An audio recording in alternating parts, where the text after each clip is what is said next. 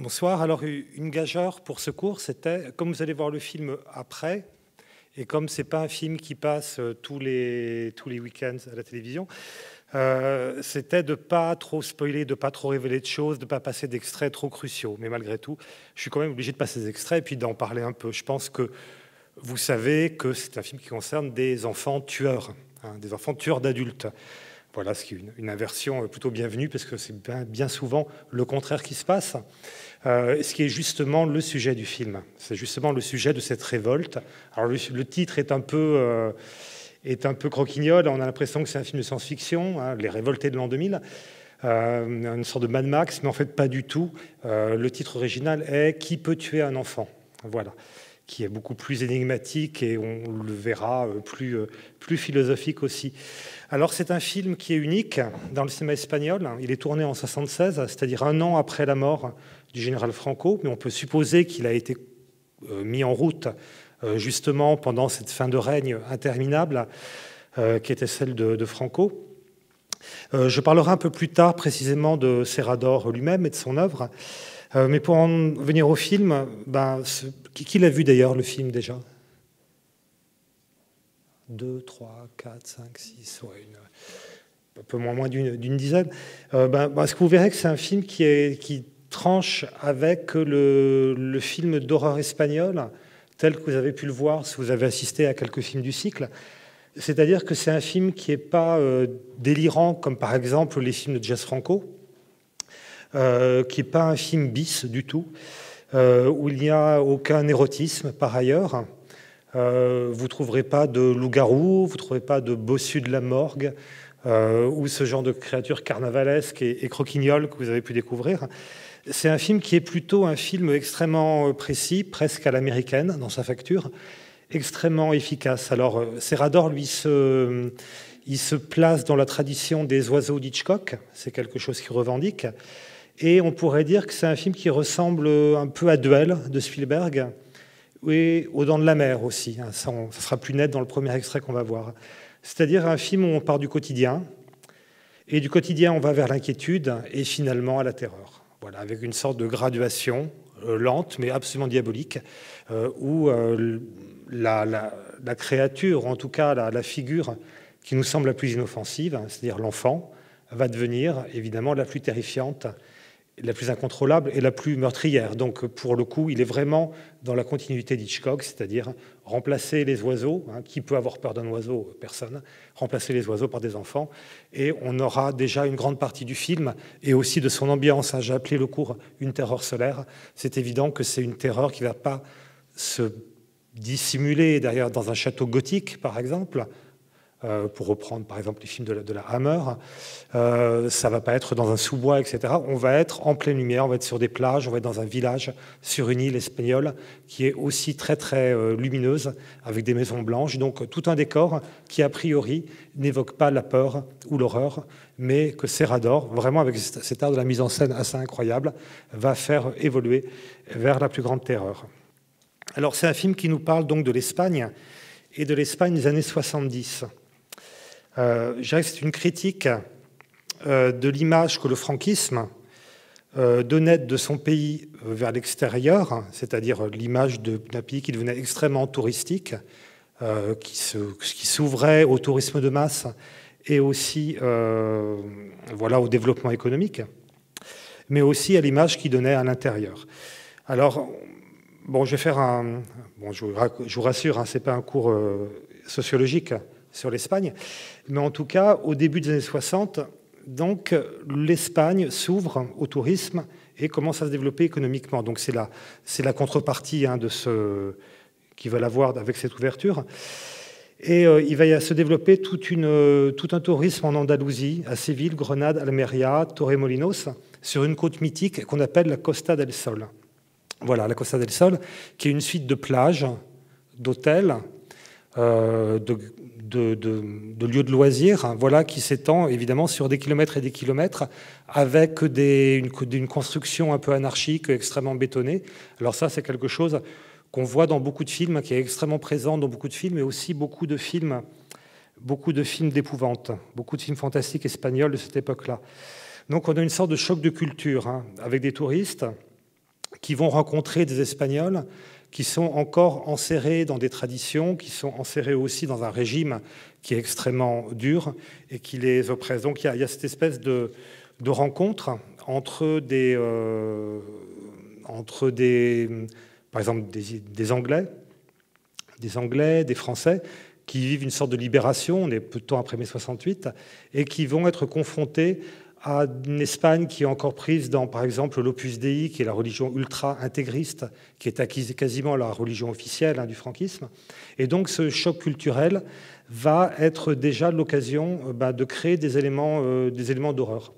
Alors, pour expliquer ça un peu mieux, je vais montrer un extrait, une bande-annonce plutôt, d'un film qui s'appelle The Candle for the Devil, de 1973, qui est un film d'Eugenio Martin. Alors, excusez-moi, j'ai pas fait espagnol au lycée, j'ai fait allemand en seconde langue, donc ma prononciation des noms espagnols ne va pas être terrible. Mais j'ai Eugenio Martin, donc A Candle for the Devil. Donc, on va passer l'extrait numéro 1.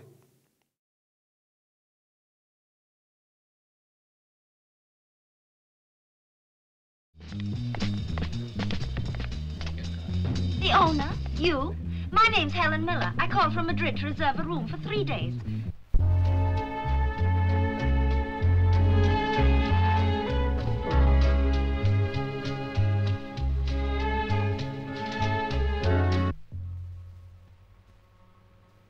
Hello. You've taken a long time getting here.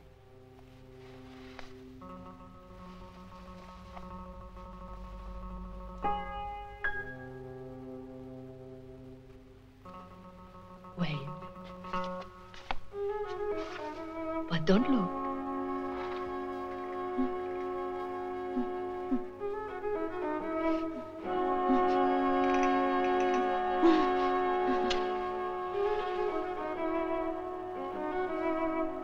Horrible. It's the worst sin against God. Never say that again! I leave you. What happens in this village will keep you on the edge of your seat.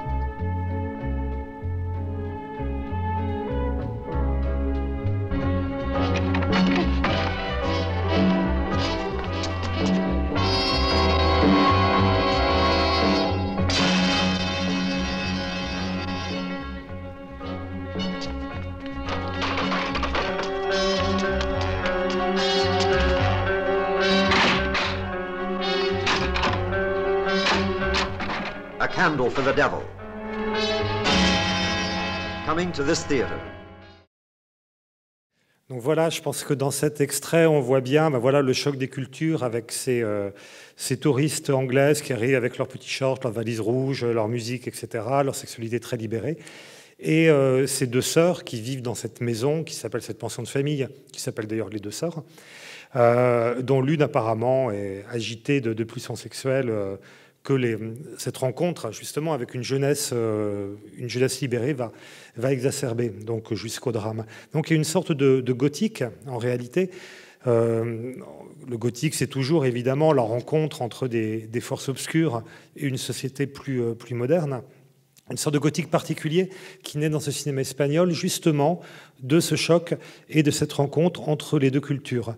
Donc on vend aux touristes la Costa del Sol, voilà la côte du soleil, mais cette Costa del Sol, en fait, elle s'oppose aussi à une Espagne extrêmement obscure et quasi moyenâgeuse.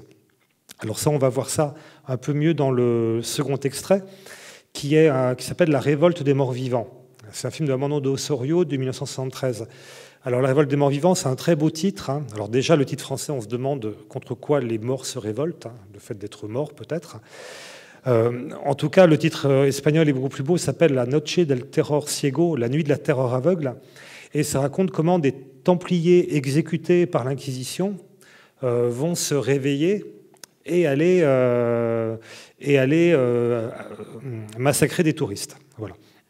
Donc voilà, c'est ce qui est un très mauvais plan pour le tourisme espagnol quand même, histoire de Templiers. Mais j'ai lu plusieurs analyses comme quoi ces corps, voilà, ils ont des capuchons, des capuchons comment dire,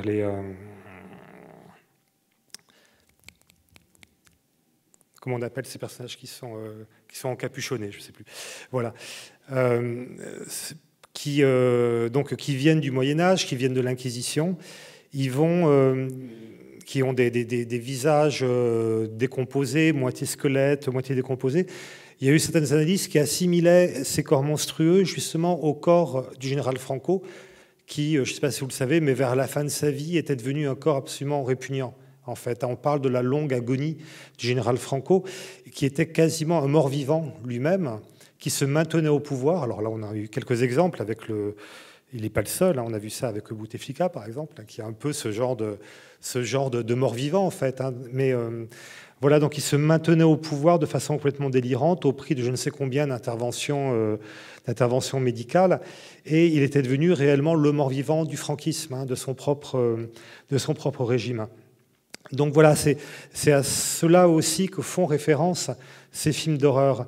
Alors, La Révolte des morts-vivants, on va voir justement comment le film d'horreur est aussi, si vous vous rappelez ce manuel d'espagnol que tous les gens qui ont fait espagnol ont eu entre les mains, qui s'appelait Sol y sombra, Soleil et ombre. Voilà, donc le film d'horreur, à ce moment-là, vraiment, c'est aussi l'application de ce programme, Le Soleil. Le Soleil, donc ce côté, l'Espagne s'ouvre au tourisme, s'ouvre au monde, et l'ombre, qu'est-ce que dissimule encore cette Espagne ? Évidemment, les terreurs moyenâgeuses, ce sont les terreurs du franquisme. Hein. On va faire du tourisme, mais en même temps, en dessous, voilà, on va faire du tourisme dans un pays qui est quand même une dictature. Donc, on va voir l'extrait numéro 2, donc La Révolte des morts-vivants, de Armando de Osorio.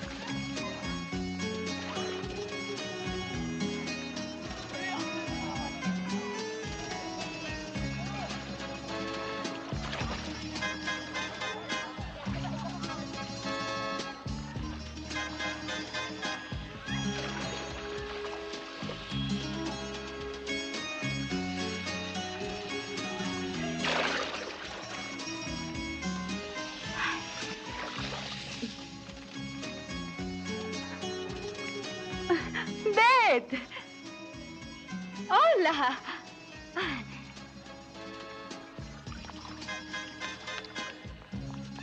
Virginia. Il n'y avait pas de sous-titres, mais rassurez-vous, elles ne disaient rien de très intéressant. Elles sont juste contentes de se revoir. Donc voilà, donc là on a cette opposition entre le vieux monastère antique, hanté, en ruine, avec cette main calcifiée qui apparaît, cette femme qui hurle, donc on ne sait vraiment pas ce que c'est, et puis soudain, la lumière, les plages, le tourisme. Alors je pense que le film n'a d'ailleurs pas été tourné en Espagne, mais au Portugal. Je crois qu'on reconnaît certaines architectures, peut-être de Sintra ou de choses comme ça. Mais enfin bon, c'est censé représenter l'Espagne, en tout cas. Ça, c'était quelque chose qui avait trait à la censure espagnole. On pouvait faire beaucoup de choses, tourner des films d'horreur, mais il y avait parfois des problèmes pour les tourner en Espagne eux-mêmes. Donc, ils s'étaient délocalisés souvent au Portugal, comme les films de Jess Franco, hein, qui a une grande filmographie portugaise. Alors, dans Les Révoltés de l'an 2000, on va avoir nos deux héros, c'est-à-dire l'homme et la femme, qui est d'ailleurs enceinte, sont eux aussi des touristes, hein, des touristes anglais. Alors ça passe peut-être inaperçu quand on voit le film, puisqu'ils sont de toute façon doublés en espagnol. Mais ce sont vraiment des Anglais et ce sont aussi des acteurs anglo-saxons. Donc on a aussi des personnages qui viennent d'ailleurs, alors ça c'est aussi un principe tout à fait Hitchcockien, et qui vont donc découvrir une Espagne touristique, voilà, de premier abord extrêmement extrêmement accueillante. Donc on va voir l'extrait de Révolté, aussi comment Serrador, justement, il exacerbe aussi ce côté extrêmement touristique qui faisait de l'Espagne une destination de vacances. Alors il y a une chose qui est assez amusante, hein. Vous allez voir, il y a des choses qui sont extrêmement folkloriques, parce que c'était l'Andalousie qui était évidemment le point crucial, du développement du tourisme, au point qu'il y a un film de Luis García Berlanga qui s'appelle Bienvenue Mr. Marshall, qui est un film très célèbre des années fin 50 et qui justement raconte comment l'Espagne voulait s'ouvrir au plan Marshall et qui justement proposait une vision touristique de son propre pays. Et pour le monde entier, l'Espagne se réduisait évidemment à l'Andalousie, c'est-à-dire au flamenco, à ce genre de choses. Et dans Bienvenue Monsieur Marshall, on a un village de Castille qu'en fait on essaye de faire passer pour un village de culture andalouse. En gros, c'est comme si on prenait, je ne sais pas, Calais et qu'on essaye d'en faire une version de Marseille. Voilà, quelque chose comme ça. Voilà, donc vraiment, la culture andalouse devient la culture officielle de l'Espagne, ce qui va être intéressant pour les films dont on va parler ensuite. Donc on va voir le premier extrait des Révoltés, voilà, qui est le début du film. Pas tout à fait le début du film, parce que le film commence par 7 minutes d'images d'archives, 7 minutes, ce qui est assez long quand même, d'images d'archives qui montrent le mal que les adultes font aux enfants. C'est-à-dire que les enfants sont toujours les victimes des adultes, les victimes des guerres, par exemple. Alors ça, c'est une entrée en matière qui est extrêmement longue et qui aussi, d'une certaine façon, a été critiquée parce que le film pouvait passer pour une sorte d'exploitation, justement, de la mort des enfants, puisqu'on a des images de camps de concentration, on a des images du Vietnam ou ce genre de choses. Mais en fait, c'est quand même plus que ça. C'est comme le propos de Serrador est beaucoup plus digne qu'une simple exploitation. Mais en tout cas, vous allez voir quand même, pendant une fraction de seconde, un bout de ce générique précédent, c'est-à-dire, bon voilà, ces images documentaires, qui va se surimpressionner au visage d'un enfant de façon extrêmement marquante. Donc on va passer l'extrait numéro 3, donc le premier extrait des Révoltés de l'an 2000.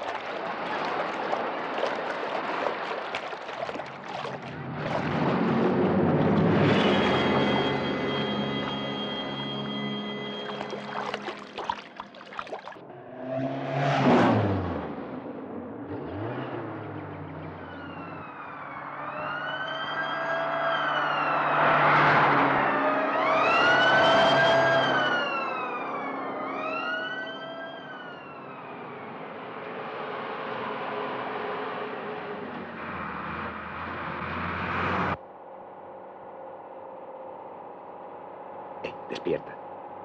Despierta. Mira. Ven, avisa.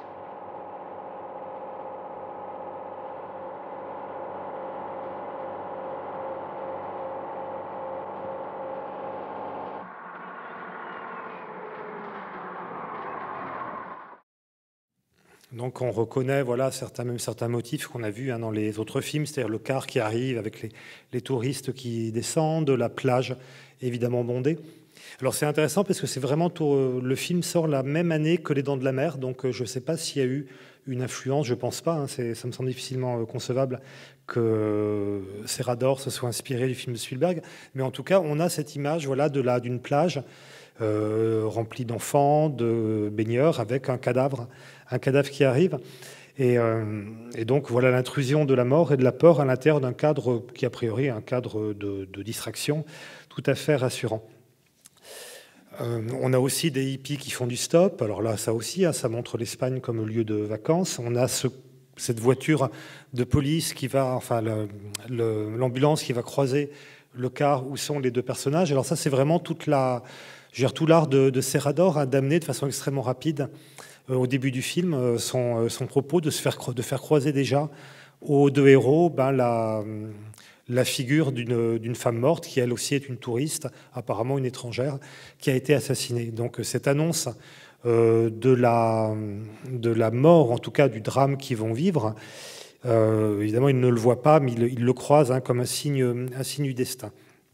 On a aussi cet enfant, vous avez vu le visage du jeune, de l'enfant du Biafra qui se superpose à l'image d'un bambin sur la plage. Alors ça, c'est aussi extrêmement troublant et très fort comme image, comme une tête de mort qui vient déformer, enfin qui se recompose sur un visage d'un enfant qui est plutôt bien nourri, voilà, de vacancier, mais qui en même temps opère une sorte de transmission. Quand on voit le film, quand on voit la succession de toutes les images de mort des enfants assassinés, on se rend compte que cet enfant, c'est comme s'il avait recueilli cette mémoire-là, même s'il n'en avait pas conscience. Et ça, c'est quelque chose qui va être très important, évidemment, pour la construction des enfants en meurtriers, en tout cas en vengeurs. Et on a donc le couple de héros qui arrive pendant une fête traditionnelle. Alors ça, c'est évidemment la façon dont l'Espagne vendait son propre folklore, son folklorisme, avec des fêtes qui étaient traditionnelles, mais qui, là, on voit, qui étaient aussi à destination des touristes. Alors ça, c'est un courant où le film semble se diriger à ce moment-là, qui est le courant de la folk horror, c'est-à-dire l'horreur qui est basée sur des thèmes folkloriques et des légendes locales, souvent à la campagne, en tout cas pas dans les grandes villes, pas dans les cadres urbains. La folk horror, le film le plus célèbre s'appelle The Wicker Man, voilà, de Robin Hardy, qui se passe en Angleterre et qui parle de rites païens. Alors là, on a l'impression que voilà, on pourrait suivre cette voie-là, mais en fait, Serrador va prendre une direction qui est complètement différente, qui est plus dure et plus énigmatique. Alors, dès le départ, il donne de l'importance aux enfants qui sont juste des figurants. Donc, on a cet enfant sur la plage, on a aussi la petite fille qui regarde le cadavre de la femme qu'on met dans l'ambulance et qui a une sorte de petit sourire qui passe très vite. Alors je pense que ça, c'est quelque chose que Serrador a dirigé dès le départ. Alors le cinéma espagnol des années 50-60, comme tous les cinémas fascistes, en l'occurrence le cinéma franquiste, il se nourrit de mélodrames souvent larmoyants. Voilà, pour présenter un monde idéalisé, un monde qui est plein de bons sentiments. Et l'ambassadeur idéal, voilà, de ce monde-là, c'est évidemment l'enfant. Alors, il va y avoir plusieurs enfants qui vont devenir des stars en Espagne. Donc, il y a Marcellino. Alors, Marcellino qui avait sa série. Le premier, c'était Marcellino Pain et Vin. Et il y a Roselito. Roselito, c'est l'enfant à la voix d'or qui tourne une quinzaine de films entre les années 50 et les années 60. Alors Roselito, c'est le petit espagnol de la campagne. Vous allez voir, il est petit, il est brun, il ressemble au personnage d'Almodovar, par exemple, dans la mauvaise éducation. Il a exactement le même physique. Et ça se passe donc évidemment en Andalousie. Et il va charmer la terre entière, littéralement, parce qu'il va être très célèbre en France. Il va être très célèbre au Mexique et au Japon aussi. Voilà, avec sa voix étonnante. Bon, les films sont absolument irregardables maintenant.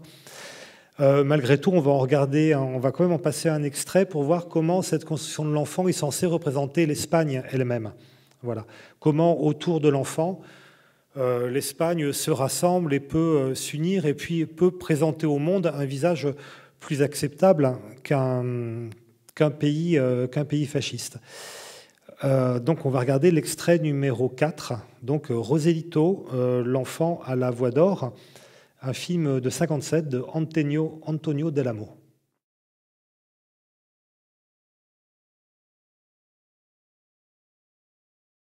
À qui veux-tu dédier ta chanson? D'abord à mon père pour qu'il ne me batte pas parce que je suis venue ici. Cher petit. Ensuite à ma mère. Oui.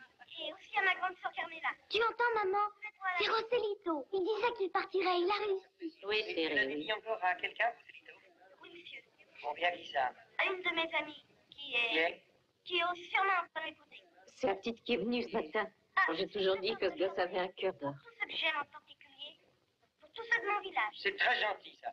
Et aussi pour monsieur. Ah, c'est moi qui l'ai encouragé. Cet enfant est un petit prodige. Je cours à la mairie, branchez le haut-parleur pour que tout le village l'entende. Attention, vous allez entendre le jeune Rossignol. Il affronte le public pour la première fois. Roselito Jiménez, tout le monde t'écoute. Le micro est à toi. Maestro.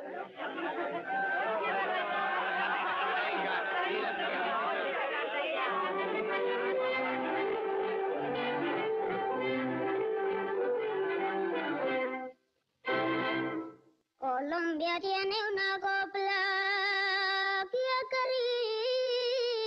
acaricia y acompaña.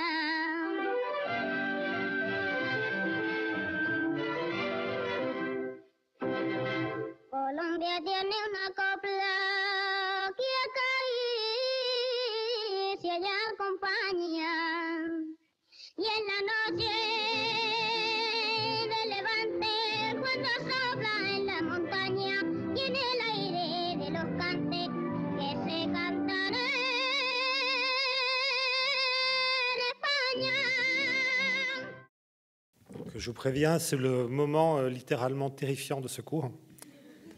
Donc avec les figures, voilà, ces figures qui sont les ancêtres en fait des personnages de Serrador, où Serrador va retourner évidemment les postulats de tous ces films qui ont montré des petits Espagnols, voilà, qui aimaient leur famille. On voit ce qui se passe. Il y a, oui, je veux dire bonjour à ma mère, à ma sœur. Il y a la petite fille aveugle là. Enfin, tout est mis pour faire pleurer dans les chaumières.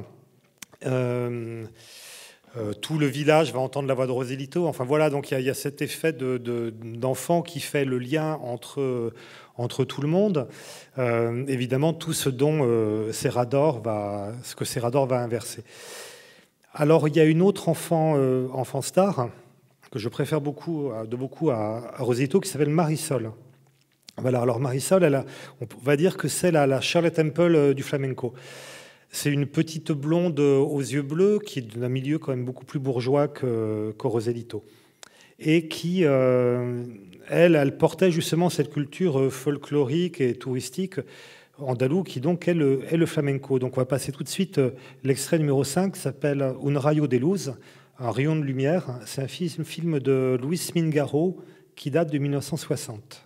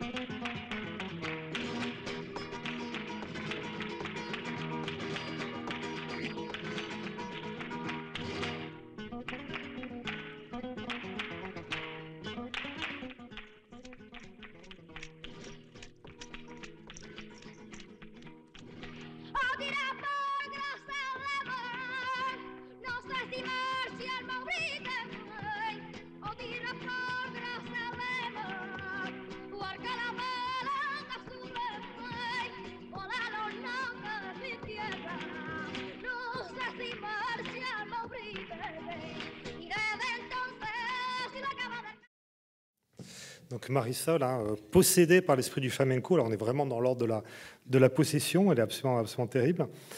Elle a côté déjà village et damné, ou en tout cas enfant diabolique, là dans son pensionnat, entouré par ses camarades. Donc là, elle est presque un tout petit peu gothique. Mais ça montre que l'enfant est pour le franquisme utilisé à des fins de propagande, clairement. C'est une matière malléable. en quelque sorte. Et les films de Roselito et les films de Marisol, en fait, dissimulent des choses qui sont bien plus sordides, qui sont, alors j'ai fait des recherches, je voulais savoir quel était le sort qu'on réservait aux enfants sous le franquisme. Moi, j'avais des souvenirs d'une bande dessinée que je lisais quand j'étais adolescent, qui s'appelait Paracuelos, de Jimenez, ça paraissait dans Métal Hurlant, je ne sais pas si vous avez lu ça, mais qui racontait la vie absolument très triste et sordide d'enfants pauvres, qui étaient les enfants des républicains, les orphelins, les enfants des républicains.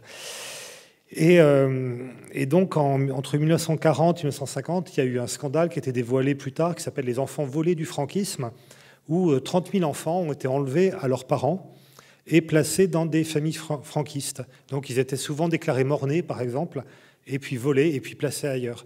Et ça, c'était le fait d'un psychiatre qui s'appelait Antonio Valero Noguera, qui considérait que le marxisme et le communisme étaient des maladies mentales, et donc il fallait extraire les enfants de ce milieu absolument néfaste. Il était extrêmement encouragé par Franco dans cette optique. Et donc, à mon avis, ça explique quelque chose. Si vous avez suivi plusieurs films d'horreur espagnols, vous avez été sûrement marqué, en tout cas dans la partie contemporaine, par la fréquence des sectes, des hôpitaux, des orphelinats hantés, de ce genre de choses, ou d'enfants à qui on fait subir des expériences ou qu'on tue lors de sacrifices pour acquérir du pouvoir dans des sectes diaboliques, etc. Donc ça, c'est quelque chose qui revient tout le temps. Et d'un, parce que les enfants ont beaucoup souffert sous le franquisme, mais aussi parce que quand on prend, par exemple, ces histoires d'enfants enlevés, placés dans d'autres familles, ça crée forcément un doute sur la famille, un doute sur la réalité. Et évidemment, 30 000 enfants, c'est pas rien. Et c'est des enfants qui ont dû se dire, mais qu'est-ce que je suis? Quelle est ma famille vraiment? Qui sont mon père? Quel complot? Enfin, quelle force diabolique et atroce a choisi ce destin pour moi? Donc ça, c'est quelque chose qu'on retrouve dans le cinéma d'horreur, en fait. Et Roselito et Marisol sont en quelque sorte le paravent de ces histoires absolument atroces.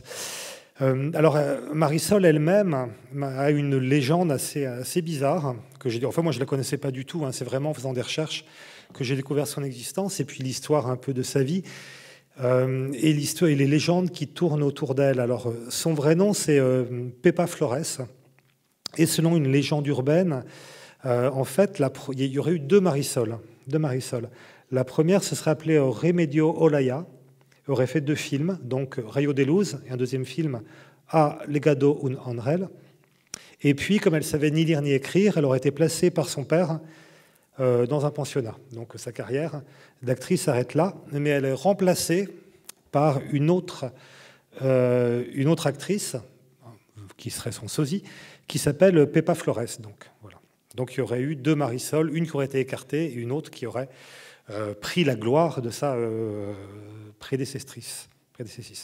Donc voilà, donc ça c'est une littérature un peu complotiste qu'on retrouve sur Internet, mais qui malgré tout est assez parlante, en tout cas sur ce doute qu'il y a sur la réalité de ces enfants. C'est comme si voilà, ces histoires d'enfants volés, enfin ce scandale, finalement ressurgissaient à l'intérieur de ce paravent du monde idéal, qui est le monde idéal, qui est le monde de Marisol, par exemple. Cette petite fille qui réussit tout, qui chante le flamenco voilà, comme une déesse et qui va gagner je ne sais combien de concours. Voilà, c'est comme si finalement, en grattant, on trouvait autre chose. Alors d'ailleurs, après j'en aurais fini sur Marisol, mais elle a eu ensuite une vie intéressante puisqu'elle a épousé Antonio Gades, donc le célèbre danseur de flamenco. Elle a été sympathisante communiste et elle a joué chez Sora dans Noces de sang et Carmen. Donc elle a quand même eu une carrière plutôt pas mal. Donc voilà, si vous voulez voir d'autres vidéos de flamenco, tapez Marisol sur YouTube. Alors Serrador, lui, ne cite pas le franquisme. Voilà, et c'est encore trop tôt, parce que même si Franco est mort, l'Espagne en 75-76 reste malgré tout encore franquiste. Mais on peut dire que ces enfants qui vont prendre les armes, qui vont tuer les adultes, sont aussi les enfants martyrs du franquisme. Ils recueillent ça. Alors bon, dans ce pré-générique, on a tout le mal que les adultes, les guerres ont fait aux enfants. Évidemment, il ne va pas parler de la guerre civile. Mais on sent que la guerre civile est là, malgré tout. On sent qu'elle est là, et on sent que ces enfants sont les héritiers, en tout cas, des républicains. Vous verrez, à ce moment, ils prennent des fusils. Et c'est des images de guérilla, comme il y a eu des images de guérilla au Vietnam, ou un peu partout dans le monde, même de Black Panthers, ou ce genre de choses. Donc, ces enfants, Serrador, il va prendre les pulsions de mort qui couvent sous la société franquiste, et il va les muter dans une sorte d'imaginaire meurtrier dont les enfants sont les exécuteurs. Alors, il y a une autre petite fille dans le cinéma espagnol, c'est une des plus célèbres, c'est peut-être la plus célèbre en quelque sorte, qui est le double inversé de Marisol. Alors, autant Marisol était une blonde aux yeux bleus, autant elle, c'est une petite brune aux yeux extrêmement noirs, mais qui est très proche, dans ses fantasmes, de l'imaginaire meurtrier des enfants de Serrador. Évidemment, je parle d'Anna Torrent, dans Cria Cuervos de Carlos Saura. Donc, on va voir, c'est l'extrait donc numéro 6, Cria Cuervos. Après, vous aurez la chanson évidemment dans la tête, hein, ça c'est obligatoire.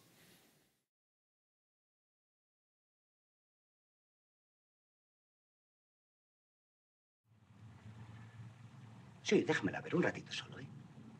Dame. ¿Sí? Muy bien. No tienes por qué preocuparte, estará descargada. Mira, se tira hacia atrás el cerrojo y... ¡No puedo más! ¡Puedo más! ¡No puedo más! ¡Que se vaya mi interna!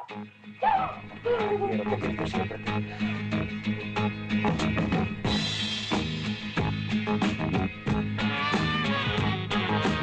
Hoy en mi ventana brilla el sol y el corazón se pone triste contemplando la ciudad. ¿Por qué te vas? Como cada noche desperté pensando en ti y en mi reloj todas las horas vi pasar. ¿Por qué te vas? Todas las promesas de mi amor se irán contigo. Me olvidarás, me olvidarás. Junto a la estación no lloraré igual que un niño. ¿Por qué te vas? ¿Por qué te vas?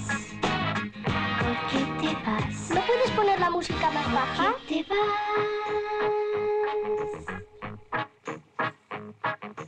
Bajo la penumbra de un farol se dormirán todas las cosas que quedaron por decir. Que se muera. Se dormirán junto a las manillas de un reloj. Que se muera. Quiero que se muera. Todas las horas que quedaron por vivir esperarán. Todas las promesas de mi amor se irán contigo. Me olvidarás. Me olvidarás.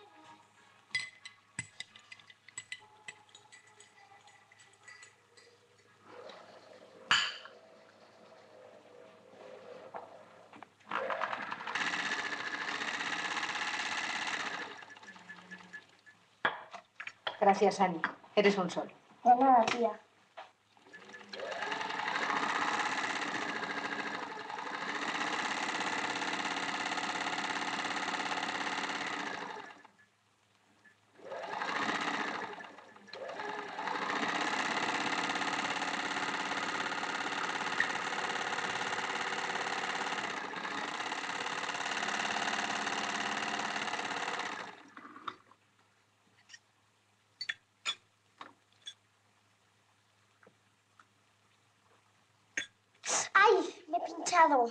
Eres igual de torpe que tu madre.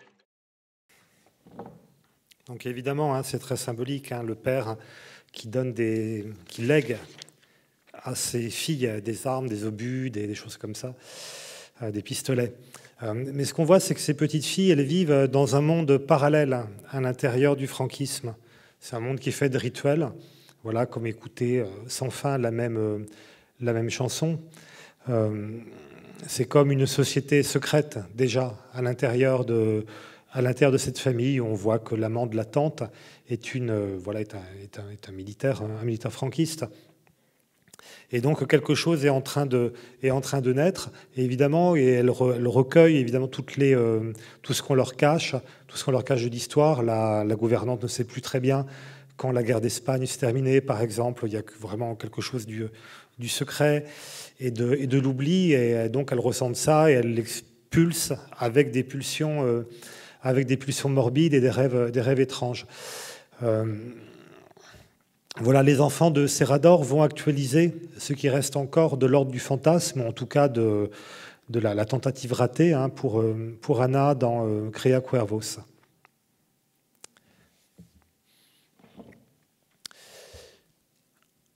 Il va mettre littéralement tout cela en plein soleil. C'est pour ça que j'ai appelé le film, ce cours, La terreur solaire, puisque évidemment, outre... on a cette inversion, justement, de la terreur qui serait assimilée plutôt à des choses sombres ou gothiques, à des palais, à des châteaux, qui là est mise en plein soleil dès le début sur une plage. Si Serrador se revendique des oiseaux, c'est aussi pour ça, les oiseaux, c'est un film extrêmement lumineux, un film qui se base sur la multiplication.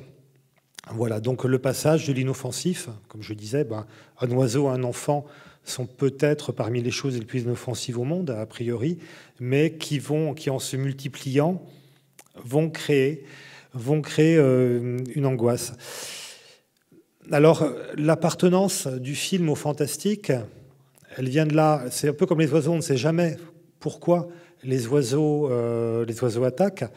Dans le film d'Hitchcock, on a une scène dans une cafétéria avec une vieille dame qui voit ça comme un signe d'apocalypse, qui part dans un discours complètement délirant, comme quoi les hommes sont mauvais, les hommes ont fait du mal aux oiseaux et que c'est normal que les oiseaux se vengent.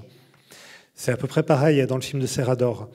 C'est-à-dire qu'on ne saura pas pourquoi réellement ce qui pousse les enfants à prendre les armes, ou en tout cas à tuer les adultes. On ne saura pas vraiment ce qui les réunit, à part une dimension qui est fantastique et très étrange du film, qu'on va voir dans l'extrait numéro 7, donc, qui est un extrait des Révoltés de l'an 2000, qui justement évolue dévoile un fond qui serait peut-être un fond de science-fiction, mais qui fait aussi rend aussi hommage aux oiseaux, pour un plan. Voilà, donc l'extrait numéro 7.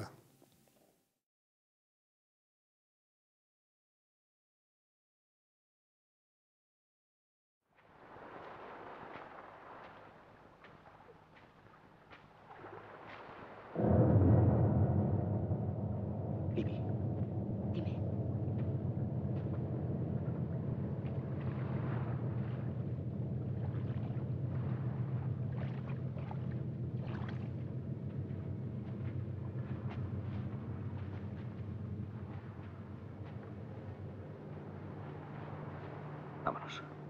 Hay que irse de aquí.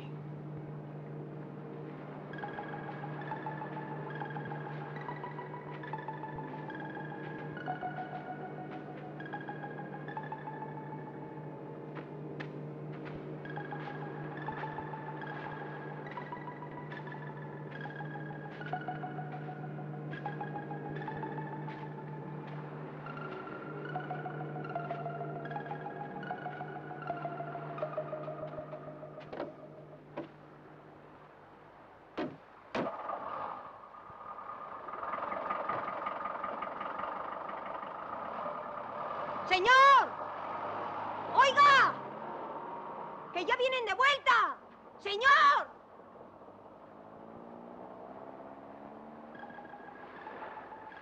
Niños, ¿qué hacéis ahí?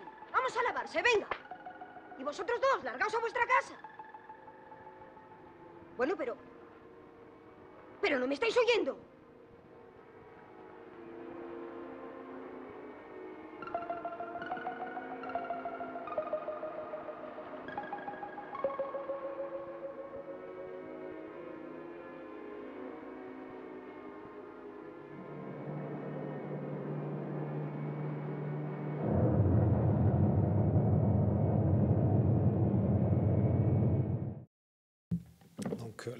Là, on voit la précision vraiment hitchcockienne de Serrador. avec ces oiseaux qui se multiplient, ces enfants qui se multiplient dans le dos de la paysanne comme les oiseaux. Dans le film d'Hitchcock, vous vous rappelez cette scène où Tippi Hedren fume une cigarette devant l'école et puis la cage se remplit d'oiseaux. Là, c'est à peu près le même principe. Alors, on voit qu'il communique par transmission de pensée. Donc ça nous rappelle le village idéné. Mais il n'y a pas d'explication réelle. Alors, comment ils ont acquis ce pouvoir, on n'en saura rien. Mais dont on a l'impression que c'est des enfants qui sont d'une autre espèce, en fait, que les enfants sont d'une autre espèce que les adultes. Alors ça, c'est quelque chose, voilà, qui est quelque chose de commun à la science-fiction ou au fantastique. Voilà, qui a une espèce adverse ou mutante, en tout cas, qui est en train de grandir dans notre monde, à notre insu, jusqu'au moment où ils prennent le pouvoir. Voilà, là, on voit, ce sont des enfants qui, le premier signe de leur révolte, c'est qu'ils n'obéissent pas, en fait. Ils ne veulent plus obéir. Quand leur mère leur dit rentrez, etc., ils ne bougent pas. Et ça, c'est vraiment déjà extrêmement inquiétant. Ils n'ont pas besoin de faire une action violente. Il suffit qu'ils se tiennent immobiles et qu'ils regardent sans rien dire pour que déjà ils commencent à faire extrêmement peur. Parce qu'évidemment, une meute d'enfants qui se met à ne plus obéir, là, on sait que tout peut arriver.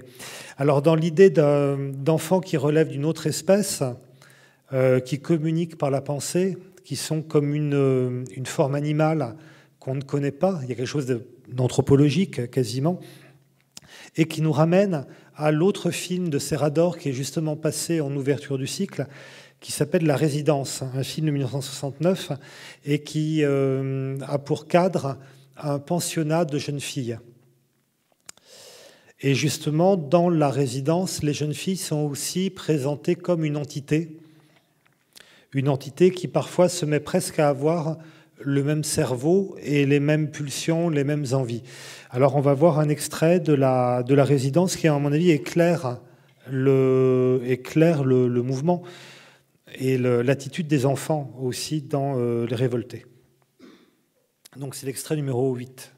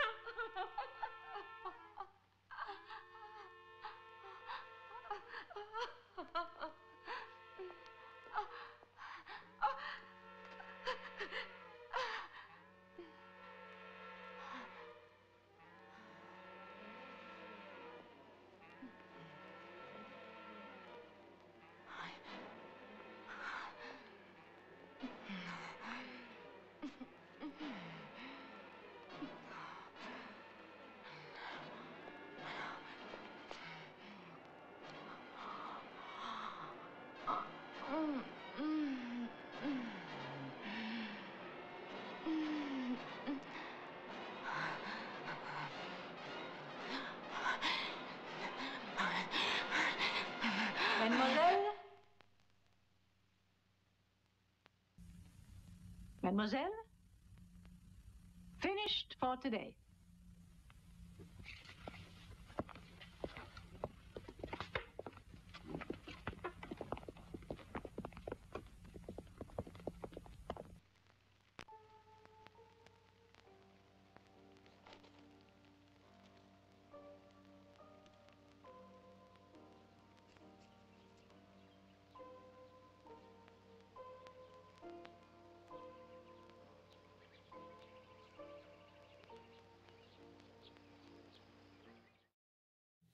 Donc je remarque à peine, en voyant l'extrait, qu'on a la même situation que dans Cuervos de la jeune fille qui se pique le doigt, en fait, en faisant de la couture. Donc on a presque Thanatos d'un côté et Rose de l'autre, avec le même motif. Mais en tout cas, voilà, ces jeunes filles ont l'air d'établir une sorte de rituel sexuel qui va satisfaire leur libido, c'est-à-dire qu'elles en envoient une pour coucher avec le paysan. Et elles ont toutes l'air de ressentir le plaisir de leurs camarades. C'est une scène qui est tout à fait étonnante, comment Serrador, il les regroupe en un seul esprit et quasiment en un seul corps, avec ce montage très serré d'yeux et de lèvres, et comment il va raccorder à la fourmilière. Donc il est très très franc dans ses symboles, mais enfin c'est très bien, puisqu'on voit vraiment là où il veut aller. Les fourmis sont dirigées par un même esprit. Voilà, ça c'est... une sorte de télépathie, et ces jeunes filles le sont de la même façon. Voilà, elles ressentent le plaisir, tout le plaisir que l'une a. Elles entendent les rires et puis les râles de jouissance, comme si c'était également les leurs. Donc ça, c'est une scène qui est vraiment complètement étonnante, et qui fait de ces jeunes filles réellement une espèce à part, ou en tout cas un monde parallèle, presque également des sortes de mutantes. Alors ça m'amène à un film qui est peut-être le seul film de la décennie qu'on pourrait comparer au Révolté de l'an 2000, par son propos, sa mise en scène et aussi le caractère extrêmement subversif. Son caractère très très subversif, c'est La mariée sanglante de Vicente Aranda, qui est passé, si je ne me trompe pas, pendant le cycle. C'est un film de 72. Et là, Aranda ne va pas montrer la domination des adultes sur les enfants, mais il va montrer la domination des hommes sur les femmes. Et là, les deux espèces vont être les hommes et les femmes, les deux espèces qui se font la guerre. Ça, c'est quelque chose, de séparer les hommes et les femmes en deux espèces différentes, c'est quelque chose qu'on retrouve dans les livres de William Burroughs, par exemple. C'est une idée qu'il avait eue. Assez amusante, je trouve. Mais en tout cas, là, on a donc des hommes et des femmes, et la métaphore de cette révolte réellement féministe, quand on voit le film, puisqu'on a un homme qui est l'image même du macho espagnol, qui à partir du moment où il épouse une femme, sa femme doit se plier au moindre de ses désirs sexuels, qu'elle en ait envie ou pas. Il est son seigneur et maître, littéralement. Et donc le vampirisme devient la métaphore de la révolte des femmes, ce qu'on appellerait maintenant l'empowerment, voilà, quand les femmes prennent le pouvoir, la prise de pouvoir. Et donc, parce que le film est un film fantastique, passe donc par ce vampirisme, le vampirisme que les femmes se transmettent l'une à l'autre. Voilà. Donc c'est une autre façon de voir, de renouveler, je trouve de façon très très belle, le mythe du vampire. On va voir la fin du film, donc c'est l'extrait numéro 9, donc la mariée sanglante, qui est aussi extrêmement explicite là-dessus.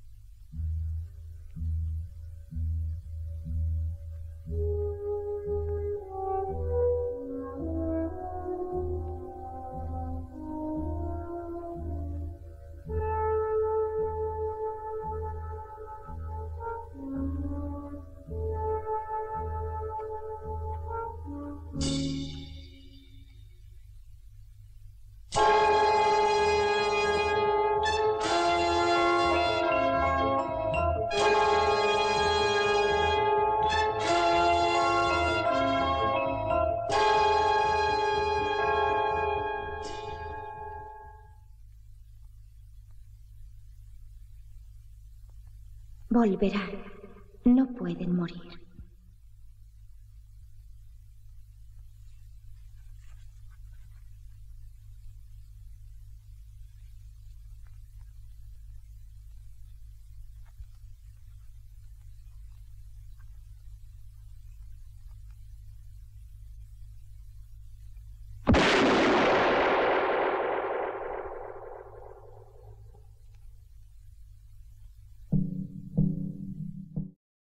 Donc voilà, on a cet homme qui ne supporte pas ce qu'il voit dans le cercueil, en fait. Ces deux femmes qui n'ont pas besoin de lui, en réalité. Voilà, et qui remet en cause tout son machisme. Et je pense que l'Espagne n'est pas le dernier pays à avoir porté cette conception du mal. Donc il y a les bagues que porte la petite fille, qui sont l'image de la transmission de ce pouvoir féminin. Et vous voyez quand elle se met à genoux, qu'elle remet ses cheveux comme ça, et qui va la tuer. Alors je ne sais pas exactement si les phalangistes exécutaient leurs victimes de cette façon-là, mais évidemment on y pense. C'est une image d'exécution politique en fait. On y pense forcément. Et donc les rebelles qu'il faut tuer à ce moment-là, on est en 72 quand même, on est dans les mouvements de Women's Lib. Les rebelles qu'il faut tuer, c'est aussi les femmes. Donc le film de Aranda est subversif, mais nous sommes complètement du côté des vampires. Quand on le voit, il n'y a aucun doute. Il n'y a aucun doute que c'est de ce côté-là qu'il faut être, et le film met tout en scène pour qu'on y soit. Donc, vous allez voir les révoltés de l'an 2000 et de façon plus ambiguë. Voilà. Le titre, c'est « Qui peut tuer un enfant ?» À quel moment on serait amené à tuer un enfant, peut-être pour se défendre? Et c'est une interrogation qui est finalement très actuelle. Je pense, par exemple, on s'interroge en ce moment en France sur est-ce qu'il faut accueillir les enfants des djihadistes qui reviennent. Ben voilà, Serrador, il parle de ça aussi. Il parle de ces angoisses qui peuvent traverser une société à un moment sur la peur qu'on peut avoir de ses enfants, de ses propres enfants. Alors, puisque je parle de choses plus actuelles, est-ce qu'il y a des héritiers au film de Serrador? Alors Serrador, il a fait 2 films pour le cinéma, donc c'est La Résidence et Les Révoltés de l'an 2000. Donc c'est assez peu, relativement peu, mais il a une grande carrière en fait d'homme de télévision. Donc il commence son œuvre télévisuelle dès les années 60. Il est un peu le Rod Serling, je pense à La Quatrième Dimension, ou l'Alfred Hitchcock de Alfred Hitchcock Présente. C'est lui qui va amener le fantastique et le film d'horreur en Espagne via la télévision. Alors dès les années 60, il tourne des adaptations d'Edgar Poe comme Ligeia et Bérénice. Il tourne un film qui s'appelle, enfin une série télévisée qui s'appelle Visage de cire. Une adaptation du Fantôme de l'Opéra. Il fait une adaptation de l'histoire de Landru. Et puis il a sa propre série, Narciso Ibáñez Serrador Presenta. Et une autre série qui s'appelle Historia para non dormir. Voilà. Donc, dont il y aura des remakes dans les années 2000 avec des cinéastes contemporains comme Balaguerro, comme Matteo Gil ou d'autres, ou Alex de la Iglesia, donc qui vont vraiment revendiquer l'influence de Serrador. Donc, je ne sais pas si ce sont les films de Serrador qui ont eu une influence, que cette figure, qui apparemment est très importante pour le fantastique espagnol, de l'homme qui a vraiment les jeunes espagnols des années 60, 50, 60, 70, c'est quasiment sur 2 ou 3 générations, connaissaient son nom comme étant le maître de l'horreur et du fantastique à la télévision.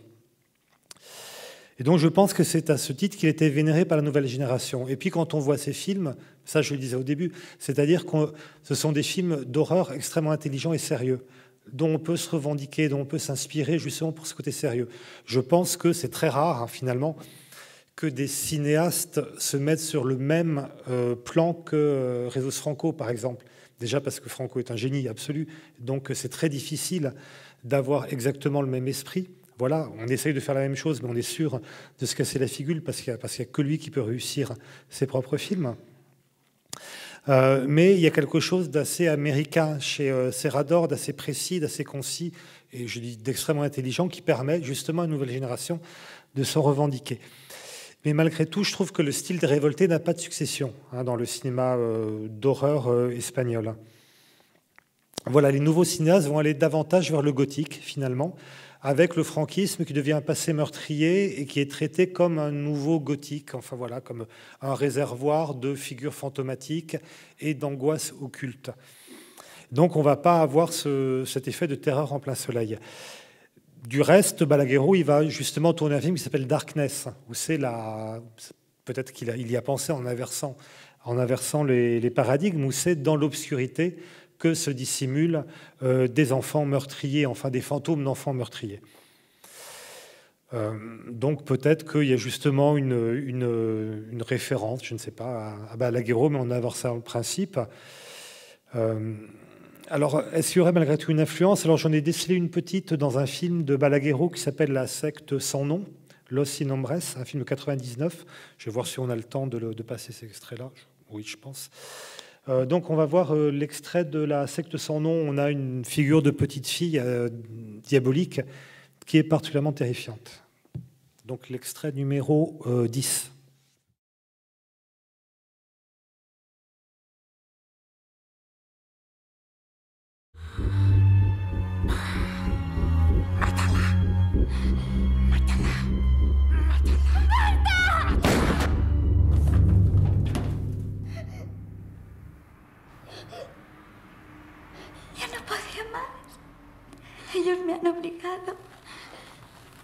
favor, mamá, perdóname.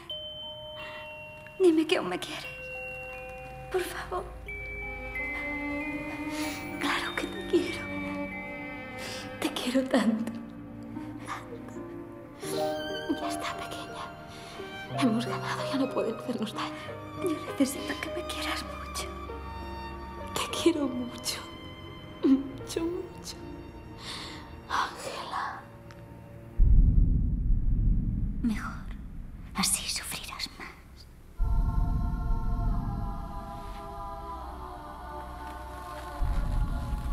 Sufrirás tanto que ni ellos lo hubieran soñado. Lo que te espera es 1000 veces peor. Es lo que todos buscaban, la síntesis.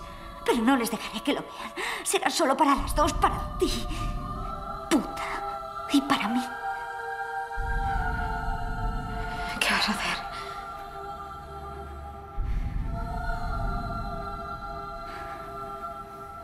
Yo te llamaré.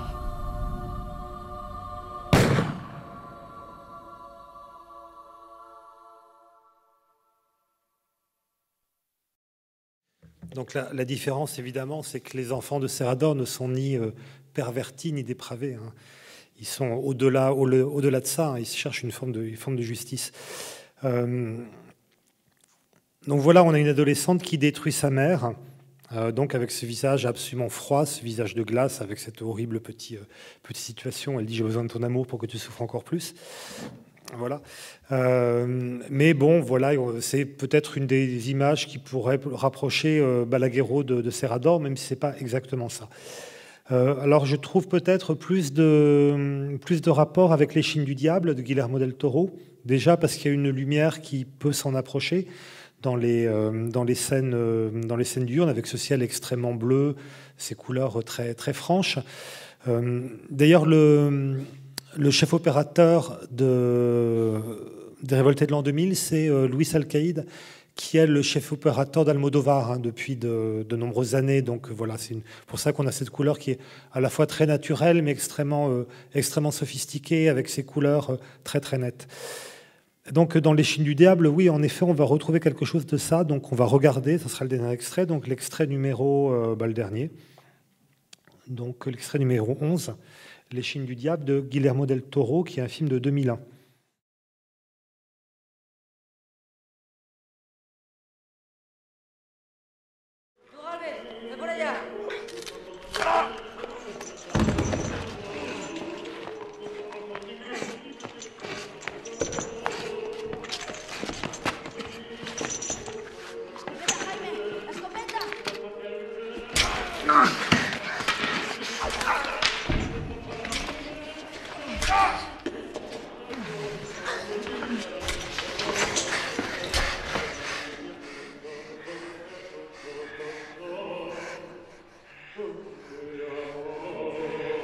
Santi.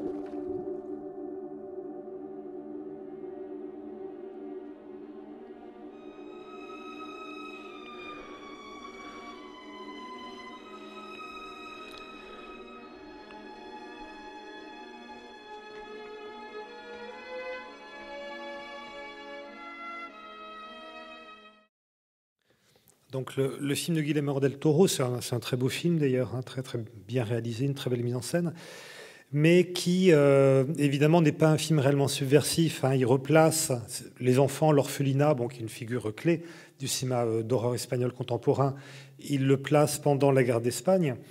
Mais le meurtre que commettent les enfants, c'est clairement de l'autodéfense. Je veux dire, le garçon qui assassine une crapule, qui a volé l'or des Républicains.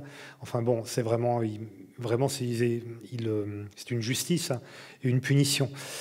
Donc il n'y a pas cet effet, vous allez voir, complètement énigmatique et terrifiant, ou très très inconfortable de la place où nous mettent les révoltés de l'an 2000. Donc voilà, donc ça va être l'heure, je vous laisse la place au film, je ne sais pas à quelle heure il est, mais j'espère que ça vous aura donné envie de le voir sans trop vous révéler de choses cruciales. Vous verrez, c'est un film qui est implacable, et surtout, ce qui est très rare à l'heure actuelle, c'est un film qui est dénué de toute espèce de bons sentiments. Voilà, merci. Merci Stéphane.